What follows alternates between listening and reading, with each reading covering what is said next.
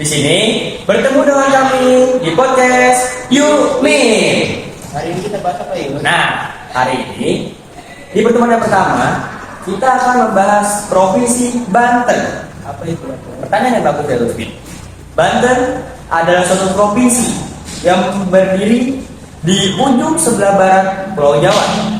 Dahulu, Banten ini masih menjadi bagian dari provinsi Jawa Barat. Tetapi mereka memisahkan diri menjadi provinsi sendiri, yaitu Provinsi Banten. Berdasarkan Undang-Undang Nomor 23 Tahun 2000, Banten ini terdiri dari 4 kabupaten dan 4 kota, yaitu ada Kabupaten Serang, Kabupaten Pandeglang, Kabupaten Lebak, dan Kabupaten Tangerang. Dan ada 4 kota, yaitu Kota Tangerang, Tangerang Selatan, Kota Serang, dan Kota Cilegon. Nah, di Banten ini mereka juga memiliki suku, dan suku ini bisa dibilang sering terdengar di telinga kita, yaitu suku Baduy yang memiliki kepribadian atau kebiasaan yang berbeda dari suku lain. Apa sih itu? Suku Baduy adalah masyarakat adat Sunda di Bayan yang dikenal dengan gaya hidup tradisional dan penolakan terhadap modernisasi tinggi di pegunungan kedalaman. Mereka terbagi menjadi Baduy dalam dan Baduy luar yang membedakan tingkat kekendalan terhadap budaya luar. Kehidupan mereka diatur oleh kepercayaan Sunda, militan dan ekspresif, menjaga kelestarian atau yang tercerminan dalam tradisi dan aturan adat mereka yang ketat. Nah, jadi suku Baduy ini yaitu memisahkan diri dari masyarakat luar. Memang ada 2 suku Baduy dalam dan suku Baduy luar. Namun yang masih menjaga keaslian suku Baduy adalah suku Baduy dalam, yang masih murni menjaga, karena dia benar-benar tertutup dari masyarakat luar. Dia menolak yang adanya modernisasi, dan mereka masih menganut kepercayaan Sunda Wiwitan atau kepercayaan pada leluhur Sunda. Lanjut. Jadi di suku Baduy ini yaitu memiliki suatu makanan khas. Di Banten ini ada makanan khas, yaitu angen lada. Angen lada itu terbagi menjadi 2 kata, yaitu angen dan lada. Angen yang memiliki arti sayur dan lada memiliki arti pedas. Dan di angen lada ini tidak hanya ada sayur, tetapi ada tambahan bahan, yaitu daging sapi. Nah, daging sapi ini akan dicampurkan dengan sayur, ya, yang diberikan kuah yang memiliki cita rasa pedas. Oke, di Banten ini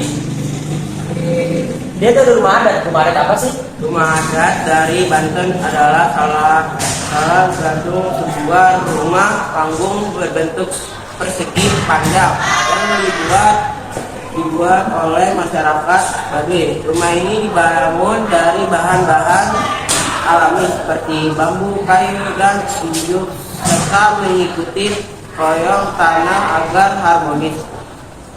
Kayu atau ciri khas utamanya merapai sikap Yunda berdaya dalam bahasa Sunda. Nah, rumah adat Baduy ini yang disebut dengan Imah Baduy atau Sulah Nyanda. Ini tuh rumah adat yang memiliki atap yang terbuat dari daun nipah yang sudah dikeringkan. Dan nyanda itu memiliki makna, yaitu bersandar, yang dimana sandarannya itu tidak lurus, tetapi sandarannya itu agak merebah ke belakang.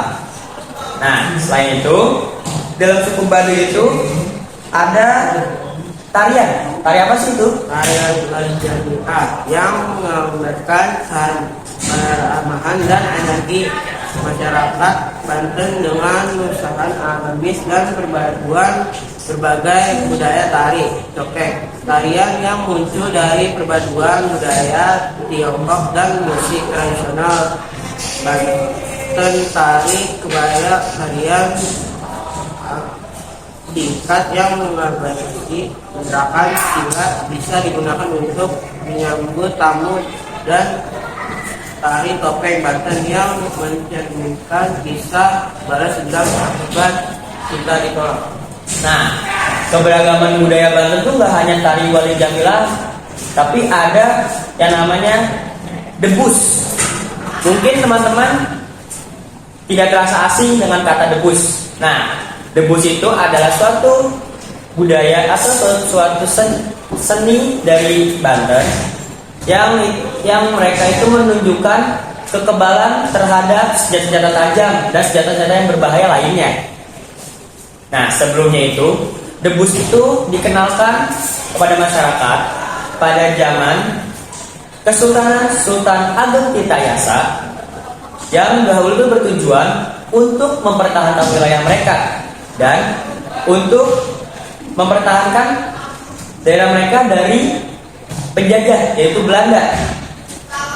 Nah, selain itu di Banten itu memiliki senjata tradisional, yaitu golok ciomas. Nah, golok ciomas ini itu terkenal karena daya magisnya.